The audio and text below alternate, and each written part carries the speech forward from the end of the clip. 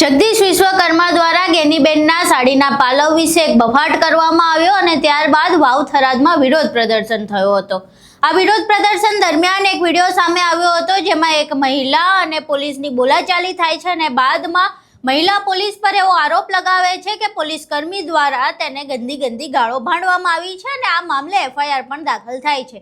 હવે મહિલાનો જે આરોપ હતો તેના ઉપર પ્રશ્ન લાગી રહ્યા હતા અને કહેવામાં આવી રહ્યું હતું કે શું મહિલા ખરેખર સાચું બોલે છે કે કેમ।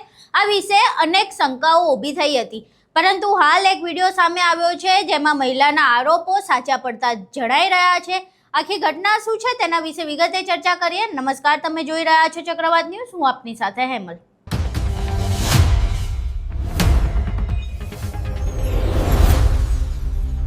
ગેનીબેન ઠાકોર ઉપર જગદીશ વિશ્વકર્મા દ્વારા વિવાદિત નિવેદન કરવામાં આવ્યું હતું। તેમના દ્વારા કહેવામાં આવ્યું કે ગેનીબેનના સાડીના પાલવમાં બાંધેલી જે બેઠકો છે તેને ભાજપે ઝૂંટવી લીધી। આ નિવેદન બાદ વાવ થરાદમાં વિરોધ પ્રદર્શન થયા હતા।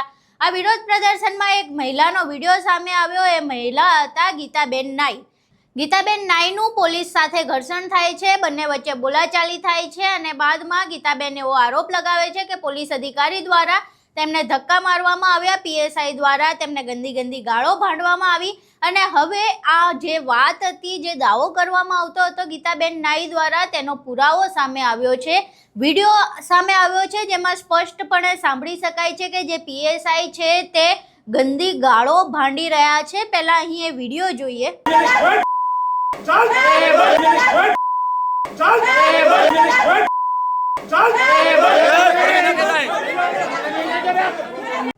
આ વિડીયોમાં તમે જોયું છે પોલીસ અધિકારી જે પીએસઆઈ છે તે ગીતાબેન નાઈને ગંદી ગાળો ભાંડી રહ્યા છે।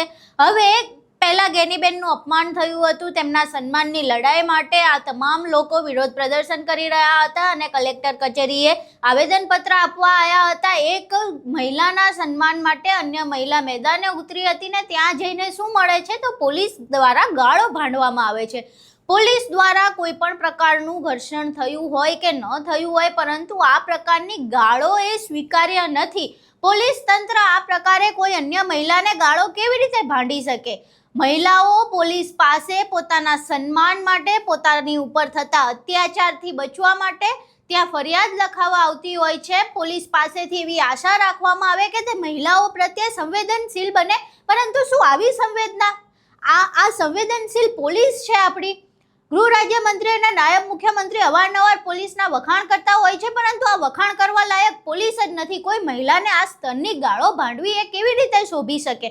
પોલીસ તંત્ર એક તો પાછું તો આ મામલે માફી નથી માંગી હજુ સુધી, જે પ્રકારેની ગાળો ભાંડવામાં આવી હતી એની સામે માફી નથી માંગી અને ઉપરથી જે ગીતાબેન નાઈ છે તેમની ઉપર ફરિયાદ દાખલ કરવામાં આવી છે।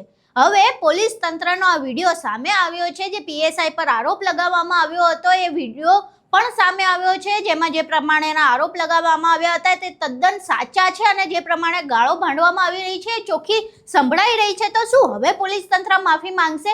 શું પોલીસ તંત્ર જે આ પીએસઆઈ માફી નહીં માંગે તો તેના ઉપર કોઈ કાર્યવાહી કરશે કે કેમ? એક મોટો પ્રશ્ન છે અને એ જવાબદારી કોણ આપશે કે જ્યારે કોઈ મહિલા પોતાના સન્માન કે અન્ય મહિલાઓ નું જે સન્માન ગવાયું હોય તેની માટે થઈને પોલીસ સ્ટેશન આવે તો તેનું અપમાન નહીં થાય, તેને આવી રીતે મા બેન સમાણી ગાળો ભાંડવામાં નહીં આવે।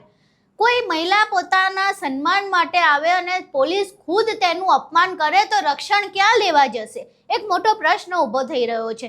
આખો વિડીયો જોયા બાદ તમને શું લાગે છે? શું પોલીસ તંત્ર ઉપર કોઈ કાર્યવાહી થશે? શું પોલીસ તંત્રમાં આજે સડો બેઠો છે અને જે પ્રમાણે મહિલાનું અપમાન કરવામાં આવ્યું છે તેના ઉપર કોઈ કાર્યવાહી થશે કે કેમ? તમારા મંતવ્યો અમને કોમેન્ટ બોક્સમાં જરૂર જણાવજો। વિડીયો પસંદ આવ્યો હોય તો વિડીયોને લાઇક કરજો, શેર કરજો અને અમારી ચેનલને સબસ્ક્રાઇબ કરવાનું ભૂલશો નહીં। નમસ્કાર।